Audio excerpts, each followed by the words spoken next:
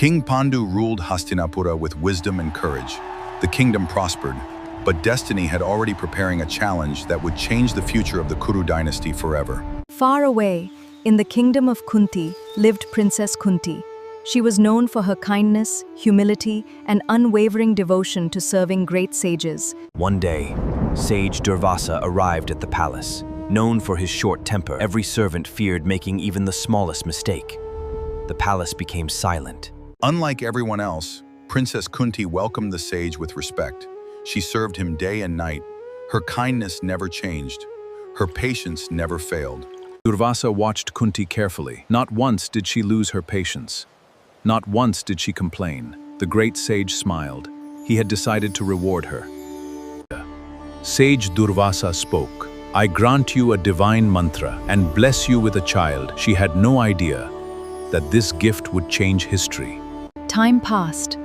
Princess Kunti carefully protected the divine mantra. But one morning, curiosity slowly overcame her caution. With folded hands, Om Namo Bhagavate. the air became still. Golden light spread across the sky. The palace trembled with divine energy. Something extra. Suddenly, the radiant sun god appeared before Kunti. O Divine Lord, please forgive me. I called you only to test the mantra. I never wished to cause any offense. Fear not, princess. The blessing of the great sage cannot be wasted. You shall be blessed with a divine son, a child destined for greatness. A divine blessing had been fulfilled. Princess Kunti gazed upon the miraculous child. The infant was born with a shining golden armor and radiant earrings. Blessed by the sun god himself, she gently held him close, knowing he was destined for greatness. This extraordinary child would one day be known as Karna. Kunti's joy soon turned into sorrow. She was still an unmarried princess. She feared the judgment of the kingdom. Holding her newborn child close, she prayed for guidance, but only silence answered her prayers. With a heart full of pain, Kunti prepared a beautiful woven basket. She gently placed the child inside. She kissed his forehead and whispered a mother's final blessing. Before sunrise, Kunti walked to the sacred river with trembling hands. She placed the basket upon the gentle waters. As it slowly floated away, her tears flowed with the river. The river carried the basket safely downstream. Soft waves guided its journey. Birds flew above. Nature itself seemed determined to protect the child who would become one of history's greatest warriors. Far downstream, a royal charioteer named Adhiratha noticed the floating basket. Curious, he rushed toward the riverbank. As he opened the basket, he was amazed by the radiant child. No river can halt the march of time, yet this kingdom will endure forever. Years passed. King Pandu ruled with courage. He journeyed deep into the forests. He never imagined that this hunt would change his destiny.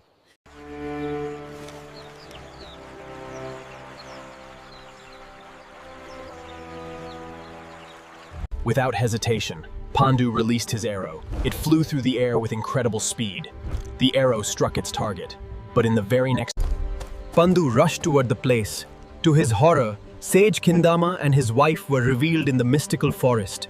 The sage, you attacked without knowing the truth. You have taken innocent lives. As I die, I place a curse upon you. The sage declared, "Whenever you embrace your wife with desire, death will claim you instantly." The curse weighed heavily upon King Pandu's heart. He returned to Hastinapura in silence. My fate has been sealed. I can no longer live the life of a king.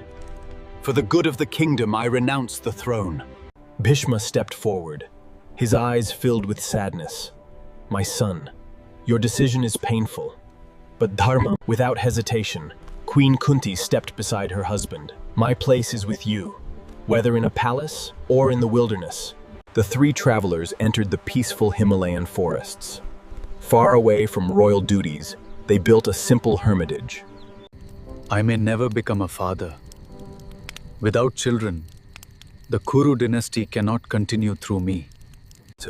That peaceful evening, Kunti revealed a secret to King Pandu.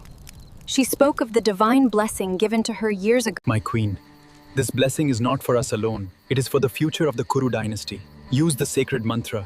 Let Dharma guide our destiny. At dawn, Kunti purified herself in the sacred river.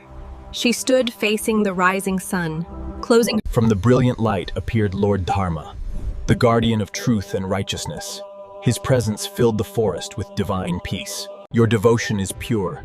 You shall be the mother of a son who will always follow truth. He shall become the symbol of justice. Kunti stood in deep meditation. She chanted the sacred mantra. Suddenly, powerful winds swept. Lord Indra smiled. You shall give birth to the greatest archer the world has ever known. Months later, a radiant son was born. He was named Arjuna. With Kunti's permission, Madri used the sacred mantra. She invoked the Ashwini Kumaras, the divine twin physicians of heaven. Then, news reached Gandhari that Queen Kunti had already given birth to sons. Overcome with grief and frustration of giving birth to the first heir seemed to vanish before her eyes. Queen Gandhari had carried her child for an unusually long time. Months became years. Still, the child was not born. Her heart filled with worry. But as Duryodhana entered the world, strange signs appeared. Dark clouds covered the sky. They sensed a great conflict awaited the Kuru dynasty.